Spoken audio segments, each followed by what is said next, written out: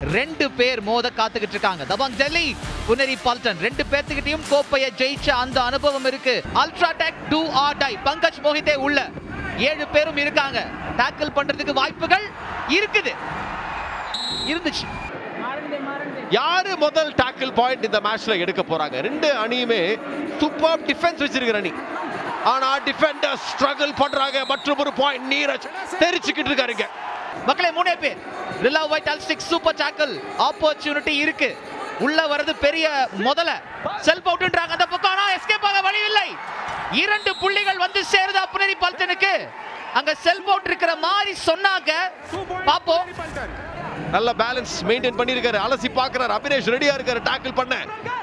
கௌரவ் மாறி செயின் டாக்கிள்ல புனேரி பால்டன் டிஃபென்ஸ்ல கேத்து காட்றாங்க. பிடிச்சிருக்காங்களா? எஸ். பிர்லா ஒயிட் அல்ஸ்டிக் சூப்பர் டாக்கிள் ஒன்னு இருக்குனா அது எங்களோட ஏரியா அப்படின்னு மறுபடியும் புனே காட்றாங்க. மறுபடியும் சூப்பர் டாக்கிள் 2 புள்ளிகள். அஷு போகல, அஜின்கியா போகல, நீரஜ் போறார். ஏன்னா அவர்தான் இந்த மேட்ச்ல டெல்லிக்காக அதிகமான பாயிண்ட்ஸ் எடுத்திருக்கிறது. Do or die Neeraj.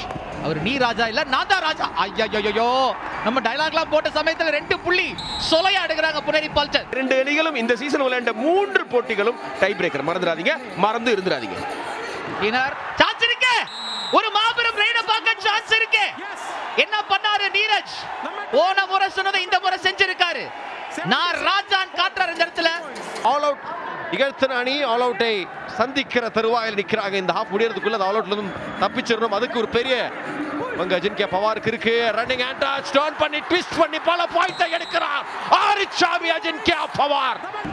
Aditya Shinde அவர் வேகம் எடுக்க ஆரம்பிக்கிறார். நான் எரா இல்ல சுரான் சொல்றதுக்கான நேரமா இருக்கும். எடுக்கணும் இந்த பாயிண்ட். ஆஹா லாபியில ஏறி இருக்காருங்க. செல்ஃப் அவுட் ஆயிருக்காரு. இந்த வருஷம் பல செல்ஃப் அவுட்டுகள் பார்த்தோம். ஃபைனல்ல இங்க ஒன்று வந்திருக்கு. அதன் காரணமாக ரிலா ஒயிட் அல்ஸ்டிக் சூப்பர் டாக்கிள்.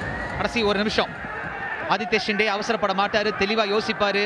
இது வரைக்கும் எடுத்ததெல்லாம் பத்தாது. இங்க எடுக்கணும் பாரு. அப்பா வந்துச்சு பாரு. அந்த ஒரு ஜம்ப் சொன்னமா ஆதித்ய ஷிண்டே அந்த ஜம்ப் மூலமா என்ன பண்றாருன்னா புனேரி பால்டனை கூட்டிட்டு போறார் தபாங் டெல்லிக்கு பக்கத்துல. ஆனா அஷு மாலிக் இங்க பாயிண்ட் எடுக்காம ஜெயிக்க போற காட்சியை பார்க்கிறோம் மக்களே. 8வது சீசன் சாம்பியன்ஸ் ஆன தபாங் டெல்லி கெத்த காட்டுற ஒரு காட்சி. 23 செகண்ட். ஒரு ரைடருக்கு இருக்கிறது 30 செகண்ட். வெற்றி நடை கொண்டாட்டம். ஹோம் டீம் ஆன Dabangg Delhi. Wow what a team and what a win. ஒரே விஷயம் சொல்றாங்க.